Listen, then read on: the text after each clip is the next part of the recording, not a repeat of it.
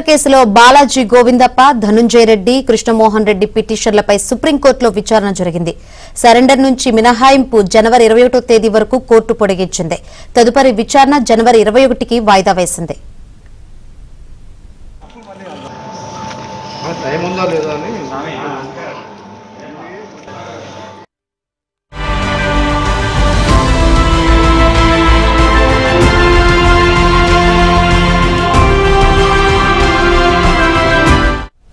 మరిన్ని వివరాలు అందించేందుకు మా ఢిల్లీ బ్యూరో చీఫ్ కృష్ణ సిద్ధంగా ఉన్నారు. కృష్ణ,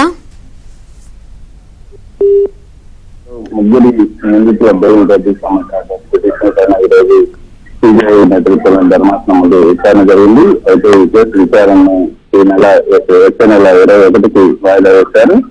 అయితే ఈ కేసుకు సంబంధించి ఏదైతే ఇప్పటివరకు ఉన్నటువంటి సరెండర్ నుంచి మినహాయింపు ఇచ్చారు, దాన్ని కూడా 21వ తేదీకి వాయిదా వేశారు.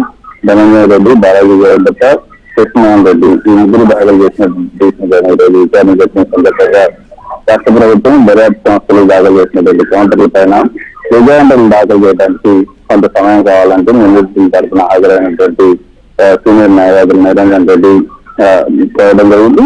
అది మద్యం కేసులో ట్రయల్ కోర్టు ఇచ్చినటువంటి డిఫాల్ట్ బెయిల్ ను అక్కడ రాష్ట్ర హైకోర్టు రద్దు చేసింది. ఆ హైకోర్టు ఆదేశాలను సుప్రీంకోర్టులో ముగ్గురు నిందితులు కూడా సవాల్ చేశారు.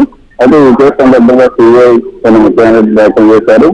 ఛార్జ్ షీట్ ను ట్రయల్ కోర్టు కాగ్నిజెన్స్ లో తీసుకునేందుకు తమ ఉత్తర్వులు అడ్డంకి కాబోదు. 21వ తేదీ వరకు కూడా, అంటే జనవరి 21వ తేదీ వాయిదా వేశారు కాబట్టి జనవరి 21వ తేదీ వరకు కూడా ఈ ట్రయల్ కోర్టులో దాఖలు చేసిన ఛార్జ్ షీట్ ని కాగ్నిజెన్స్ లోకి తీసుకోవచ్చు. అట్లా తీసుకునేటప్పుడు తాము ఇచ్చినటువంటి ఉత్తర్వులు అడ్డంకి కాబోదని కూడా సుప్రీంకోర్టు స్పష్టం చేసింది.